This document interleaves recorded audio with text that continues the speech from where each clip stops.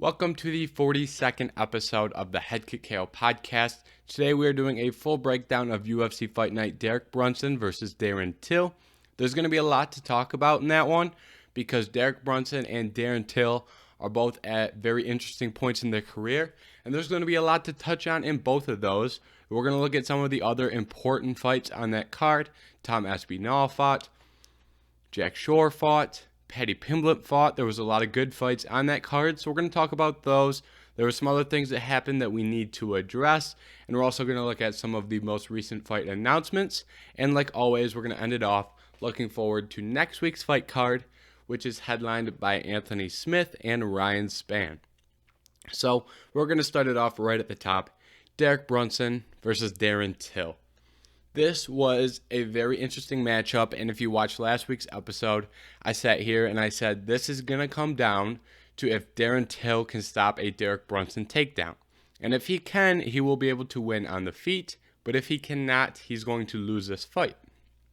Now, what we did learn was that Darren Till struggled to stop the takedown, but what was more negative for Darren Till was that once Derek Brunson did get a takedown, he really struggled to get up off the bottom. And he struggled to defend himself off bottom. And those are some of the things that, kind of go untalked about going into a fight with a wrestler and a striker. It's always, can they stop the takedowns? But it's never what happens if they get taken down. Because there were some moments where Darren Till did struggle to stop takedowns, but there were also some moments where he looked good in some takedown defense. He stuffed a couple in the second round. I believe he stuffed one at the end of the first round. So there were some moments where Darren Till was able to stuff some takedowns. There were some other moments where he wasn't able to. But like I said earlier, when he wasn't able to stop that takedown, very little ability to get up. I mean, it looked similar to what Kevin Holland did off the bottom against Derek Brunson. Kevin Holland just kind of laid there and really kept close so that Derek Brunson could not posture up and land heavy ground and pound. In this fight, Derek Brunson was able to land some of that ground and pound, and he did some great work with the ground and pound. Overall, I was very impressed by Derek Brunson because he did go in there and he did execute the game plan he was looking to execute. Anytime there's a fight and one fighter comes in with a clear and obvious game plan and they can execute that, you always have to be impressed. That's one of the reasons everyone loves Khabib so much.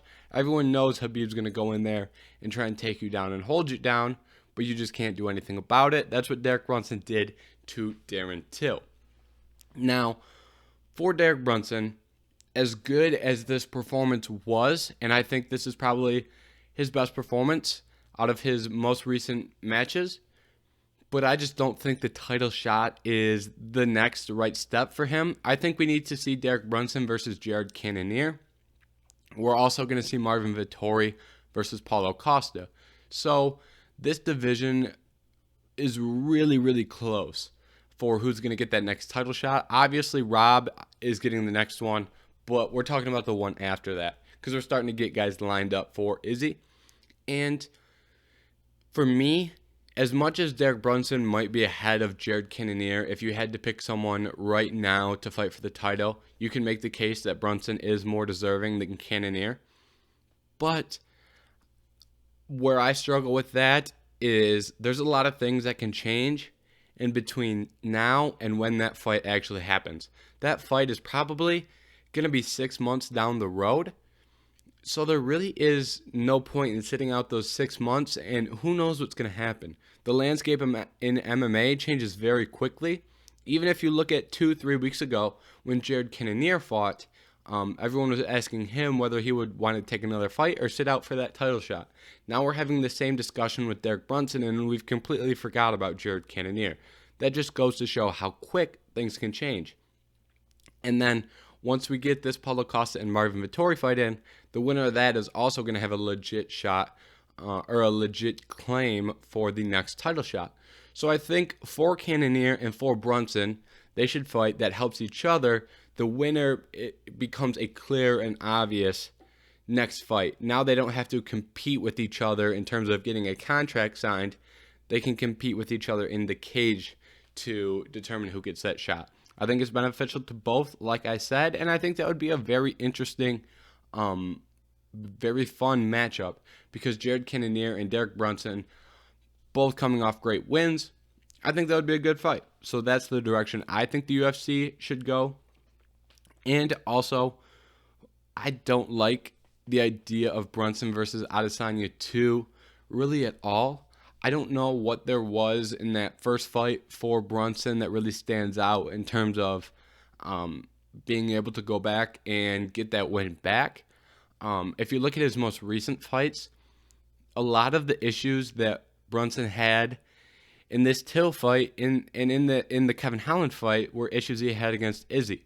For example, in that Darren Till fight in the third round, right before that finishing sequence, Darren Till was landing some good shots, and Darren Till was really hurting Brunson, had Brunson hurt bad, and then Brunson attempts a takedown, they scramble, and Derek Brunson wins that scramble, finds himself in a very, very good position, and finishes the fight. Good on the second half of that, but he's still getting caught. And when Izzy catches you, it's a lot different from when you get caught by Darren Till. There were moments in the Kevin Holland fight where Kevin Holland landed some good strikes. And then Derek Brunson goes into panic wrestling. And when he did that against Izzy, it didn't work out too well for him. So that's really my basis on that. Like I said, the two big things for Brunson, I don't really think he can beat Adesanya right now. And I don't know that he gets that shot regardless of what happens at 185, so might as well book a number one contenders fight. For Darren Till. Darren Till is in a really, really interesting spot. And it's not the good type of interesting. It's a bad type of interesting. Because Darren Till has lost 4 of his last 5.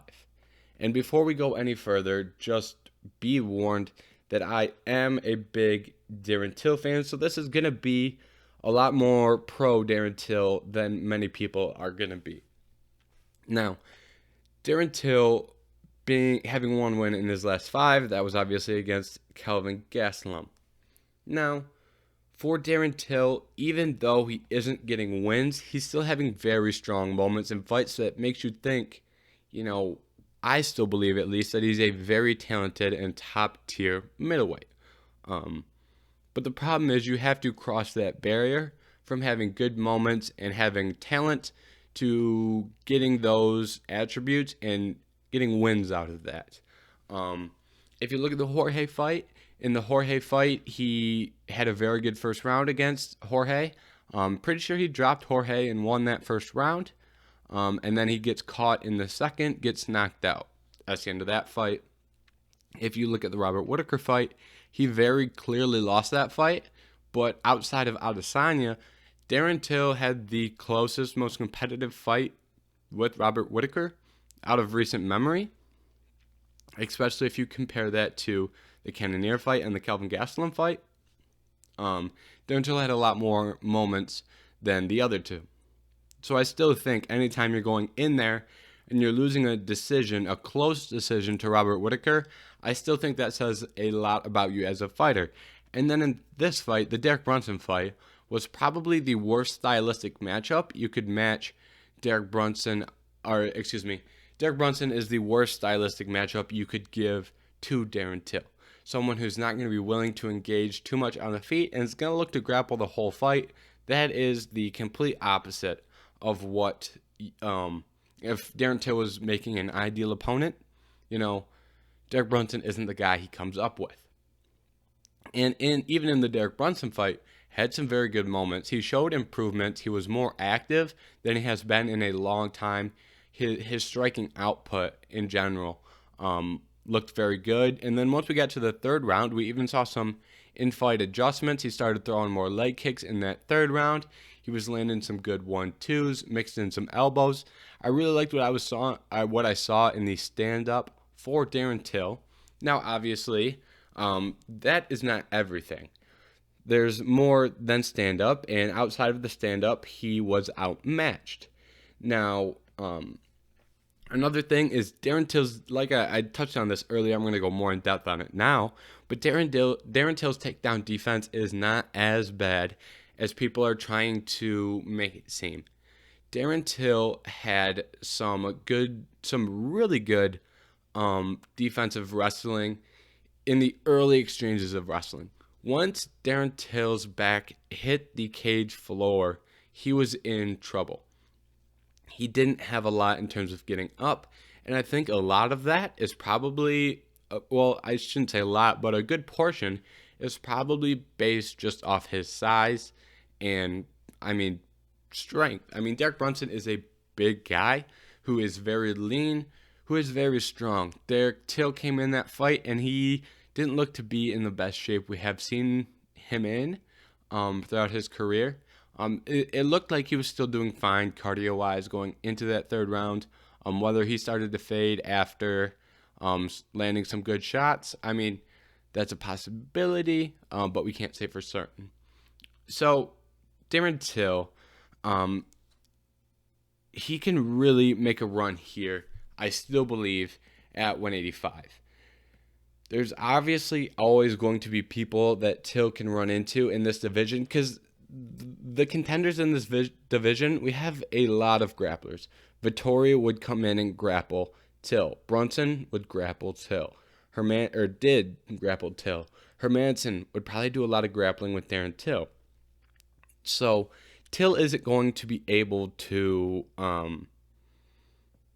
He is not going to be in a position where he can start dodging grapplers and not have to worry about facing grapplers, because if you want to make it through, if you want to make it back to the top of that division, you're going to have to go through either Hermanson, Brunson, or Vettori, and there really is no way about it or around it.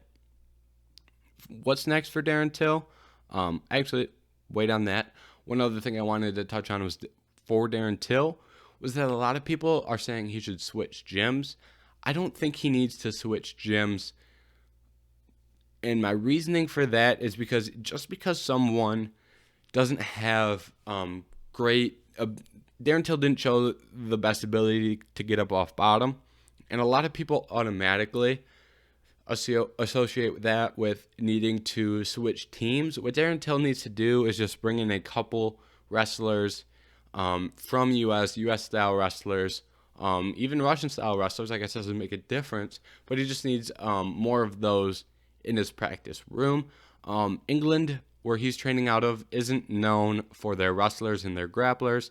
So I think if he can just get a couple more high quality wrestlers in his gym, I think that would help him a lot. I don't necessarily think he needs to, ship off and go somewhere else.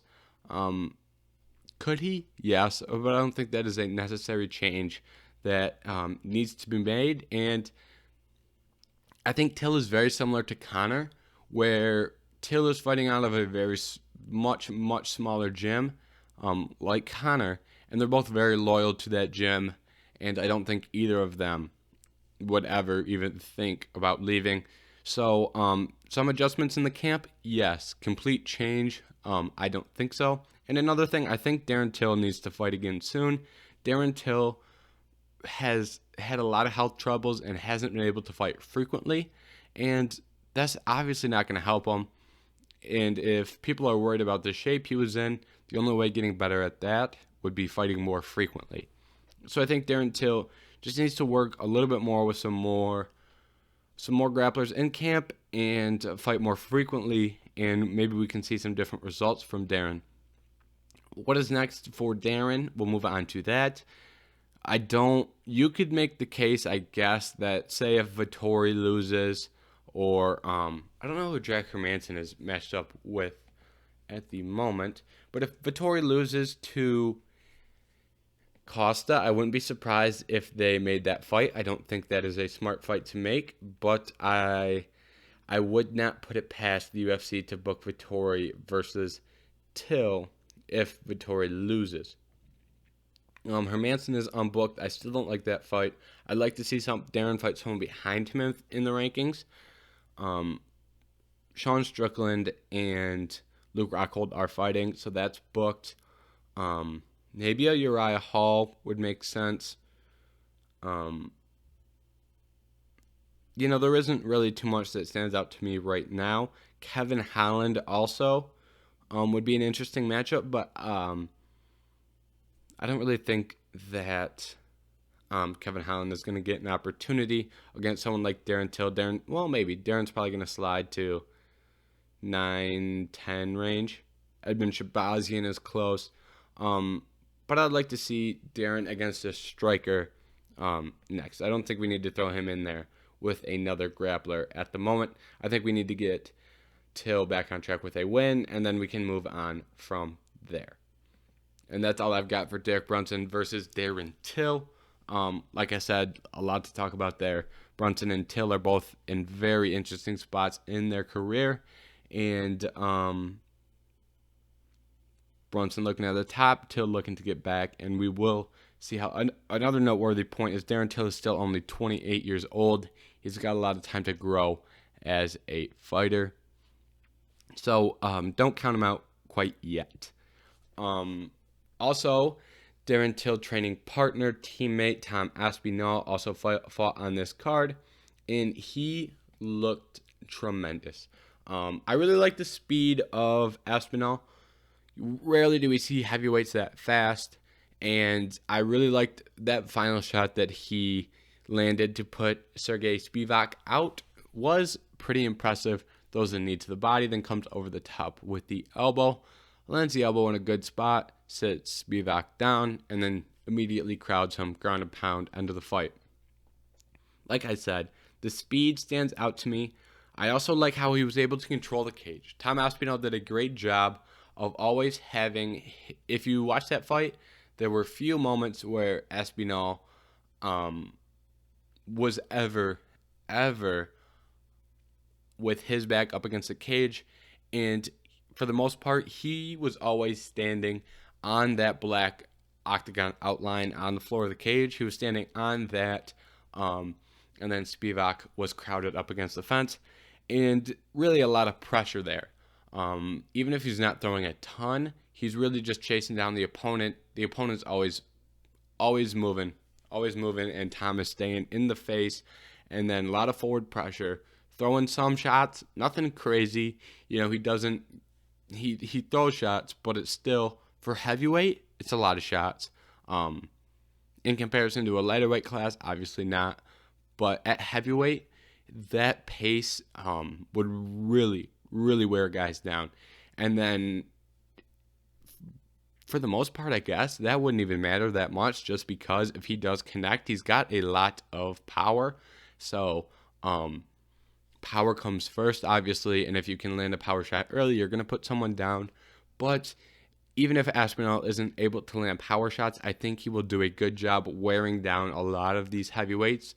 Not all heavyweights are in the best shape, obviously, so I think he would be able to wear a lot of guys down in some longer fights, some fights that go into the third round, even fights if he ever headlines a card or makes it to the championship levels. I think he would be a great heavyweight in rounds 4 and 5.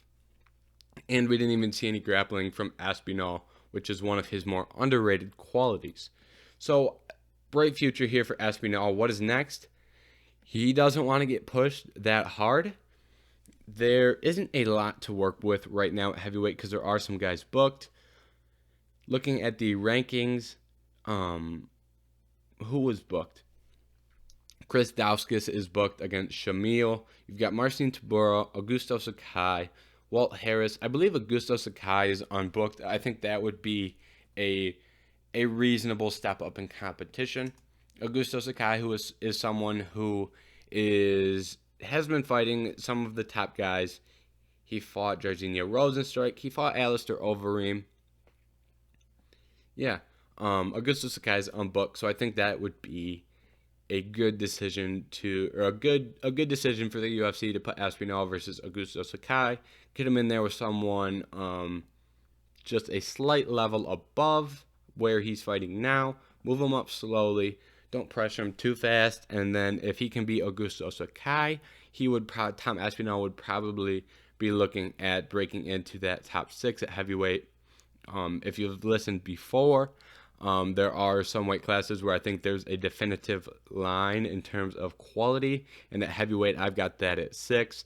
That is, those fighters are Francis, Ciryl Gane, Stipe, Derek Lewis, Curtis Blades, Alexander Volkov, and Jairzinho Rozenstruik. And then at 7, you've got Shamil. So I think from the 6 to 7 spot, there's a big drop off. So that's what I mean when I say he could move his way into the top 6, which would be very good, and he still wouldn't have to rush too. He wouldn't have to rush too hard once he got in there. He could take on someone like Jairzinho and then move up to a Blades or a Derek Lewis, obviously depending on how the division plays out there in the top half. But I hope that Tom Aspinall really makes a run here and can break into that top 6, because I would really like to see some parity in that top 6. Same with Chris Dauskas. It feels like we're running out of matchups to book these guys. Most of these guys have fought each other. Derek Lewis has fought Alexander Volkov. Jairzinho is fighting Curtis Blades. Lewis has fought Blades. Rozenstruik has fought Ciryl Gane. So there really isn't a lot of guys to book in that top 6. So getting Dauskas and getting Aspinall in that top 6, I think, would be really beneficial for that division as a whole. And then Paddy Pimblett is the direction we're going to go to next. Paddy Pimblett made his UFC debut. If you know anything about Paddy Pimblett is a character, and he is a tremendous fighter to watch. He is a tremendously entertaining, very popular in Europe, and now he's making his UFC debut, and he lived up to a lot of the hype that he was getting. He got that first round finish, and he did so in an entertaining manner. So went in there, got it done, made it entertaining. First round finish. I don't think Paddy, he showed some flaws. He got hit a couple times, but he came back from that and eventually put out Luigi in the first round. Great performance by Paddy, and tremendous moment on the microphone afterwards with Michael Bisping. If you missed that, go back and watch that interview, his post-fight press conference.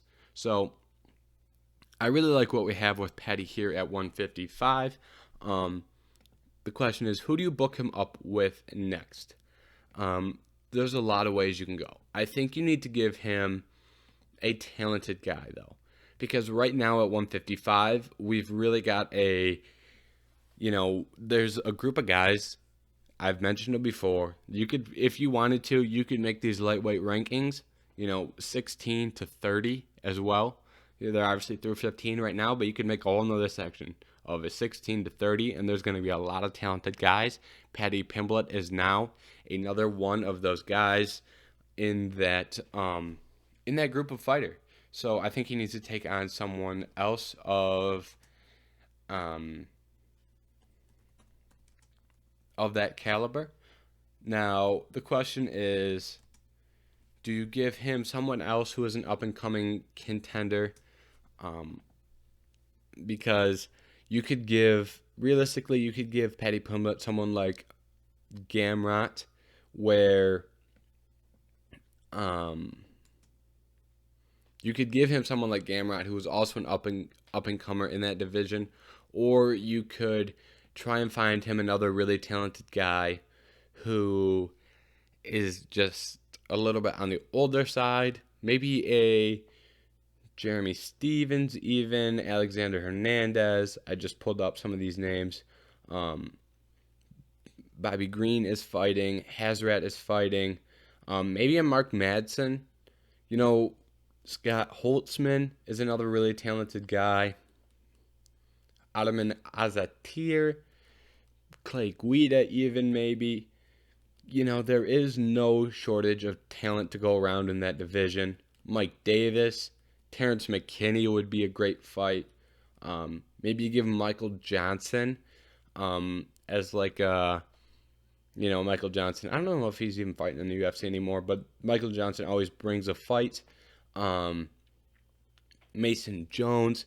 Like I said, there's a lot of ways where you can go in this Uros Medic.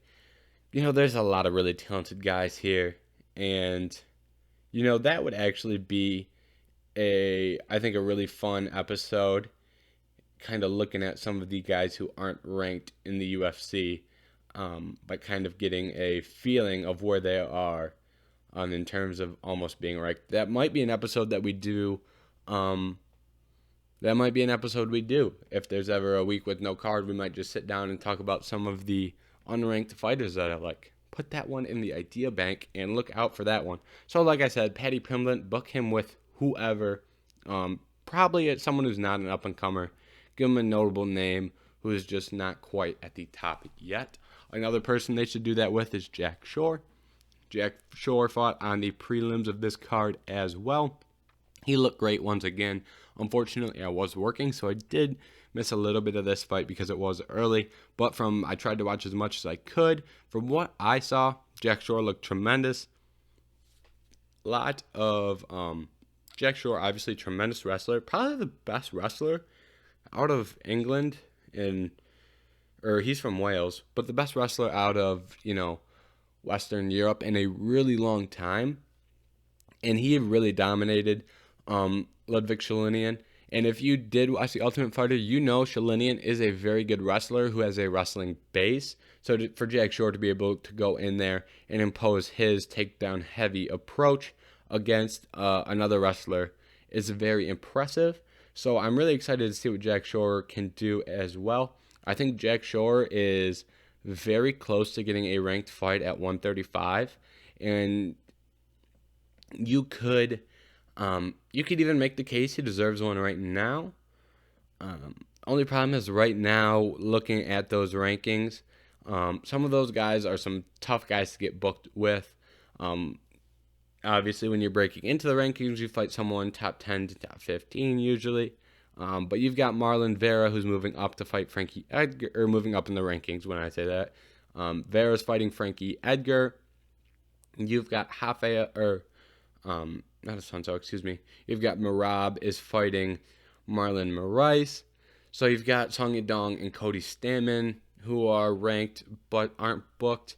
You could do either of those, but I doubt that happens.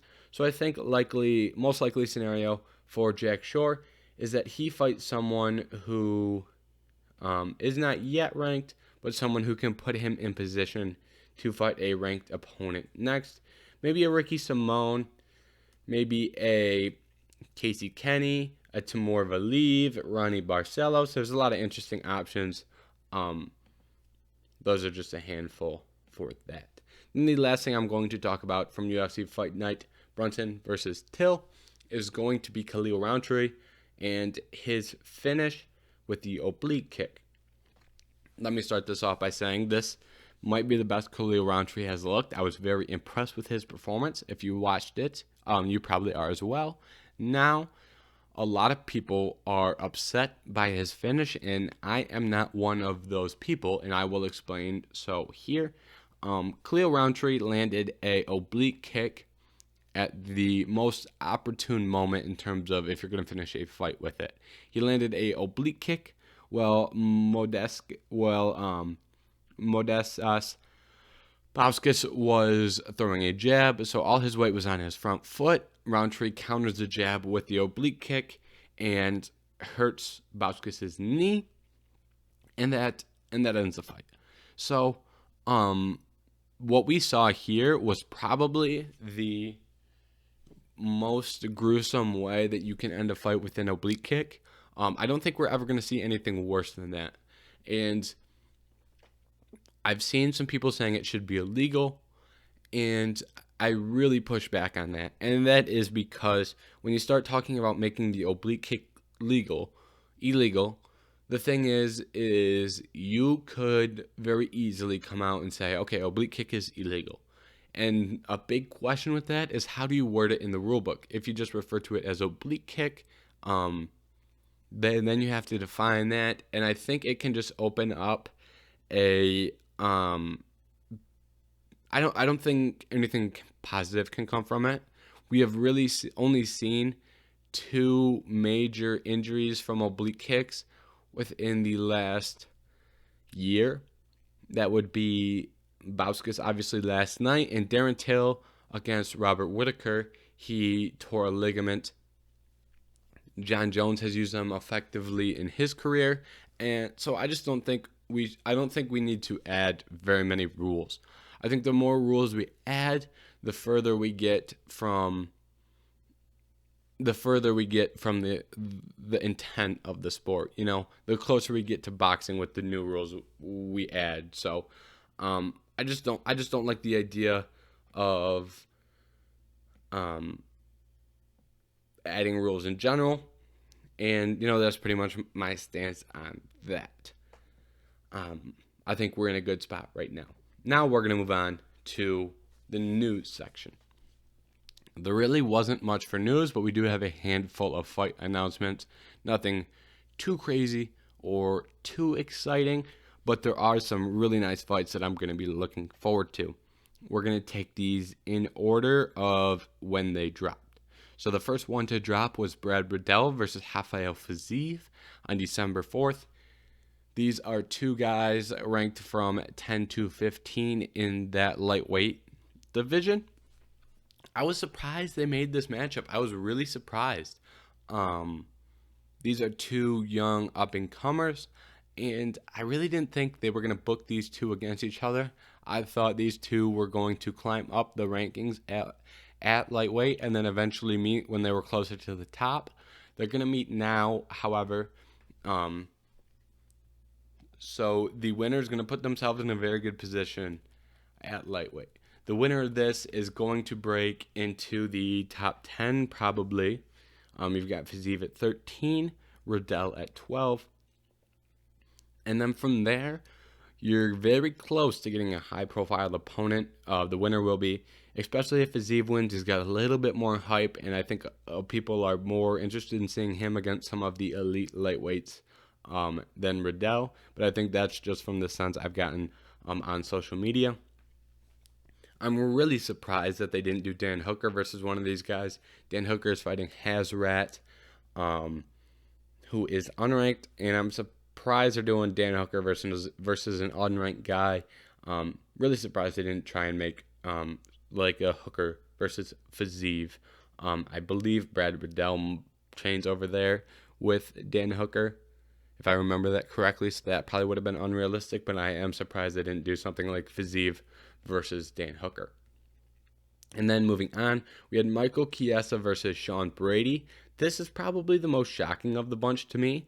I'm not upset with it, but I was just surprised that we are seeing Chiesa return after his he didn't lose that long ago when he lost to Luke. It's been very recent. That just shows he's trying to get back in. He's trying to make a run at the top. And fighting Sean Brady is, I don't know how much they get you closer to the top, because Sean Brady is a tremendous fighter, but I just feel like this is going to be the type of position where if Chiesa can beat Sean Brady, people are just going to say Sean Brady was overrated and was never as good as people were saying he was. If Sean Brady wins, then he's going to blast up these rankings and get a top 5 guy next. So for Chiesa, I just don't think there's much to win here. But I do think it is beneficial for Chiesa to get in there again soon, because he didn't really take a lot of damage in his most recent fight. So I think he can fight again. You might as well stay active while you can. And I respect him so much for taking this matchup with Sean Brady. I can't imagine that a lot of people would be answering that phone call to fight Sean Brady. So respect for that. And then we had Alex Pereira versus Andres Mika. That got booked for November 6th. And if you don't know who Alex Pereira is the fighter who beat Izzy twice in kickboxing. You've probably seen the picture of Izzy the last time he was knocked out. That was against Pereira. So he is making his UFC debut. And I don't know how I feel about this, because Pereira is a tremendous kickboxer, obviously. However, Pereira is also older than Izzy was when Izzy made his UFC debut. And I don't know how long he has been training wrestling for. Those are going to be some answers that I think we'll get probably in his debut. But right now, I don't really know what to expect. The only thing I know we can expect is a great striker coming in. How well-rounded is he going to be? I don't know. That's a big question. And like we talked about earlier with Till, eventually at 185, if you're going to try and make a run to the title, you are going to run into a wrestler. Whether it's Vettori, whether it is Hermanson. I guess they're not as big of wrestlers, but they are great grapplers. Kelvin Gastelum, even Chris Weidman when he returns, Derek Brunson. There's a lot of guys at 185 who will take you down and try and hold you down, especially if you're a great striker like Pereira. I wouldn't be surprised, though, if they give him a lot of matchups with a lot of pure strikers. So, but I guess that's going to be something interesting that we're going to have to look out for. And that was on November 6th. That fight was added. That is UFC 268. Another fight added onto UFC 268 is Shane Burgos versus Billy Quarantillo. I am very surprised they gave Billy Quarantillo a ranked guy.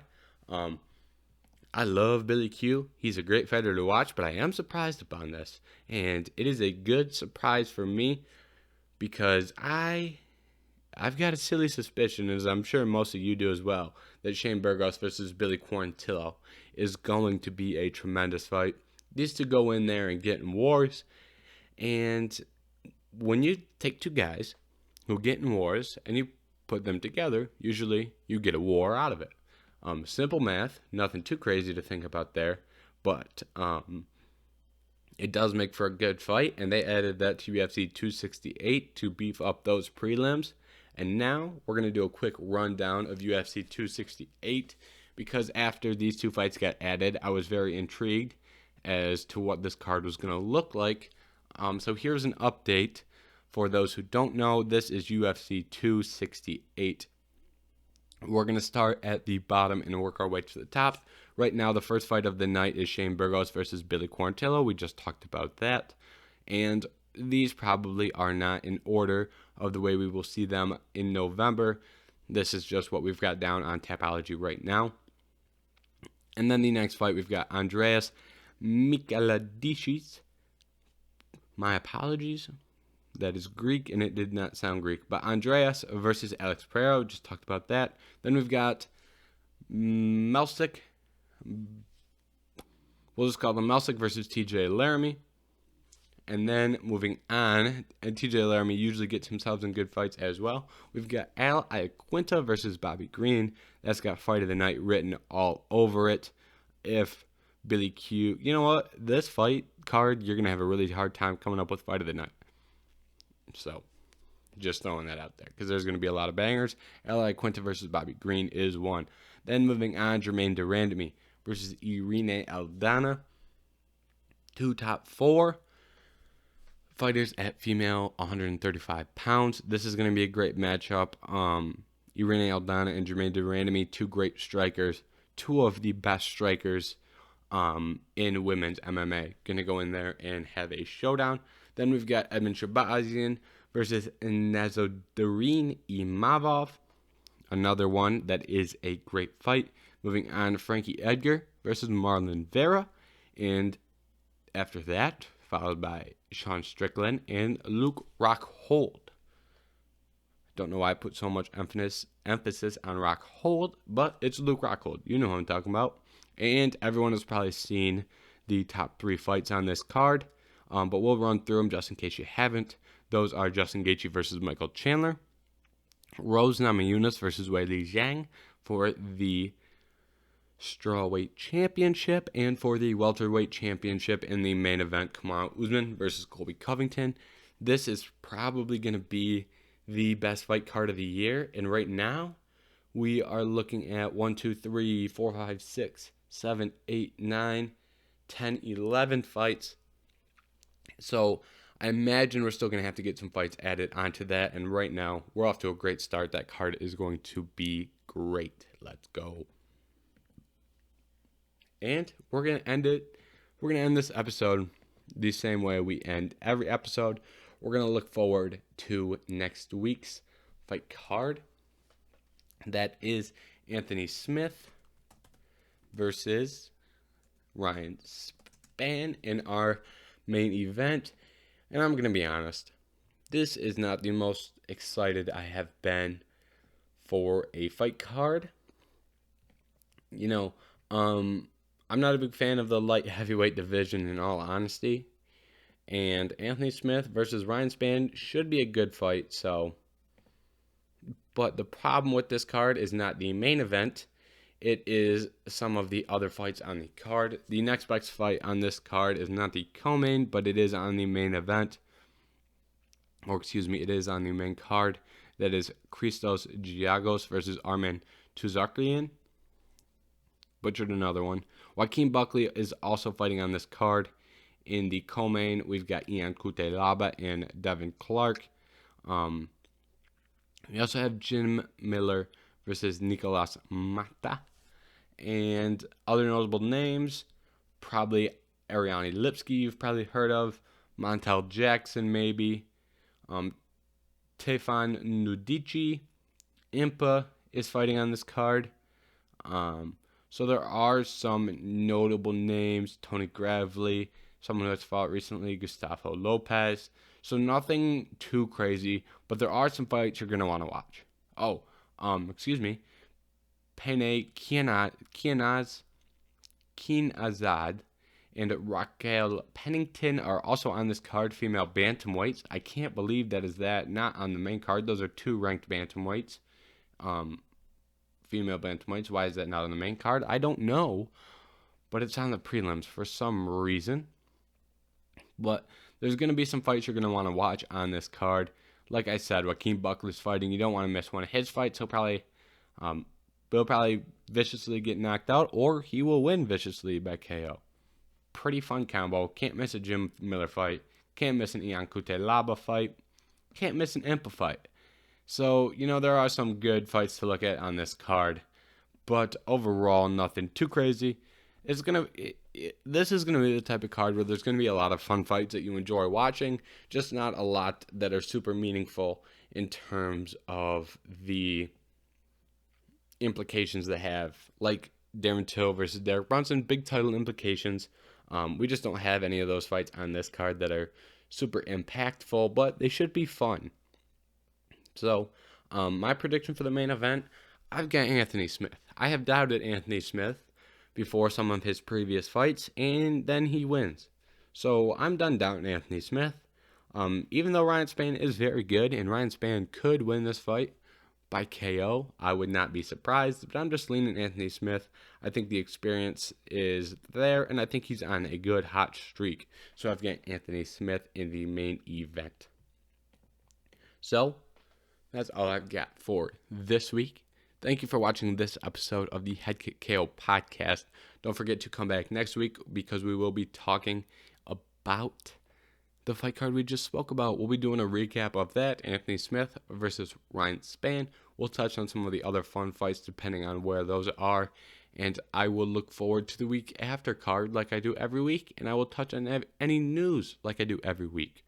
So, next week's episode is going to be a pretty standard episode. Could have just said that.